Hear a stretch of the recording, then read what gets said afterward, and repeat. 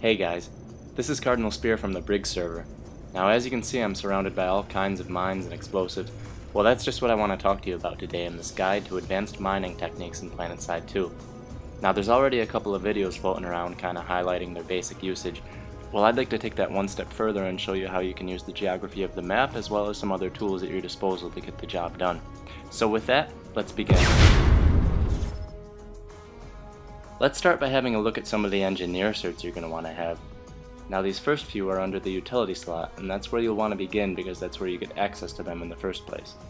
After that, you can further increase the number you can carry by certing into the utility pouch.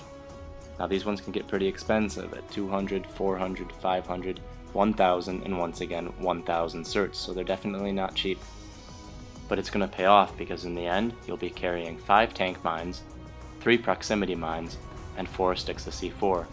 And since the maximum amount you can carry equals the maximum number you can have deployed at any given time, this basically equates to a lot of dead vehicles, with a couple infantry kills to boot.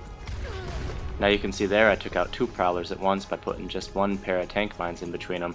The damage from the mines isn't specific to one vehicle or another. If they're close enough together, you can take out 2 vehicles at once or even more. Now you're probably aware of the engineer's ability to just run up to a Sunday, pop a couple of tank mines next to it, and take it out that way. Perfectly legitimate, do it all the time myself. However, sometimes it's a problem when you have a whole platoon streaming out of it, coming towards your spawn area. You just can't get close enough to it on foot. So what do then? You come in from another direction. And there's a couple of tools in particular that are really going to help you do that, one of them being the drop pod, the other one being the flash. A third option would be to grab a fighter and land it next to the Sunday and take it out that way.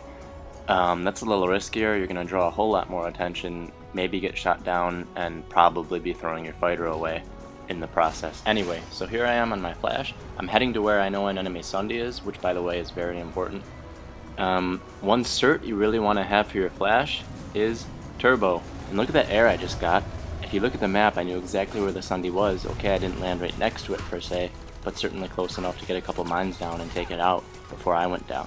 And let's not kid ourselves, this is often a one-way trip, a one-way ticket, but by taking out those Sundays, you're doing your team a huge service. Sundays are the backbone of any attack. Taking them out should be the defender's #1 priority. But anyway, that turbo on the flash is super useful. Can pretty much go up like even 90-degree slopes with that thing. Very useful for maneuvering around. Let's move on to the drop pod. First of all, you'll want your squad leader, if you're not the squad leader, to grab light assault and get that beacon somewhere sneaky.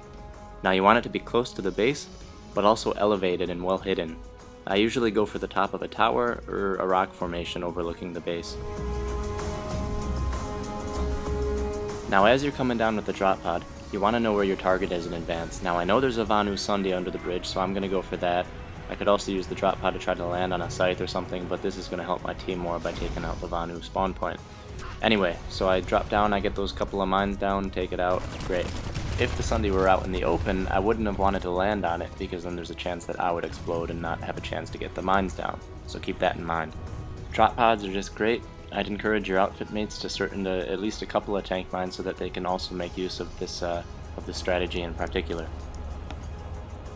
Now the next thing I'd like to talk about are choke points. Now choke points are routes that the enemy will almost certainly have to take to continue advancing on your territory.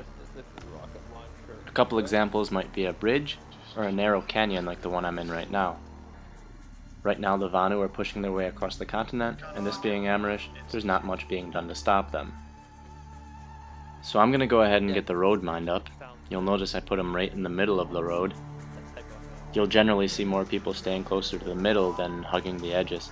Anyway, you'll also notice that I put the first 2 mines together, and the next 3 I put by themselves. You'll see why in a minute. Right now I'm going to head back to base, I'm going to load up on some C4, and I'm going to head back over that way. And the reason I put the 3 last ones by themselves is so that I can pair them with a stick of C4. In essence, this will give us 4 sets of mines, each capable of taking out a Sunday or tank, assuming they don't have mine guard. Now the Vanu finally pushed us back to the point where I know their next move will be to come through the mountain pass, so I went ahead and got in position. I can see already they have a whole column of mag riders on the way, and here comes my first target. Got a mag rider there. Actually, I don't know if you saw that, part of his wreckage went flying off the front end and somehow detonated the second pair of mines, so I'm not so happy about that. Anyway, there's more where that came from. There's another Mag Rider down. Got some extreme menaces here and everything. There's the third. Alright, so I got 3 where I actually should have gotten 4. Still not bad. Still put a dent in their numbers, and that's going to help my allies eventually fend them off. But honestly, since this is Amerish, those allies might very well be non-existent. Generally, you just have people flying around from base to base, ghost capping the whole continent. In a way, this behavior can actually be kind of predictable. There's a couple of bases where it's actually easier to land a fighter on the roof of the building where the control point is than landing it on the road or something, because you might be talking about like a 30-second or 40-second difference in how much time it takes to get to the control point and back to your fighter, so why not do it? So you can see here what I did was pair another piece of C4 with a tank mine, and none too soon either, because here comes my first victim.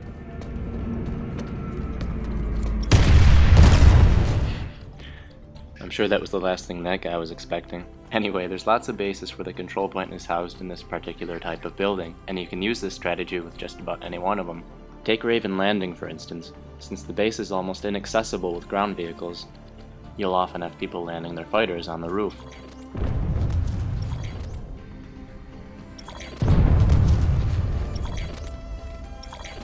There's definitely a lot of room for being creative with engineer explosives, so if you have any ideas I didn't list in the video, feel free to write them in the comments below. I hope you liked these ideas, I hope you use them, and most of all I hope you liked the video, and that it encourages you to think outside the box a little bit when it comes to engineering.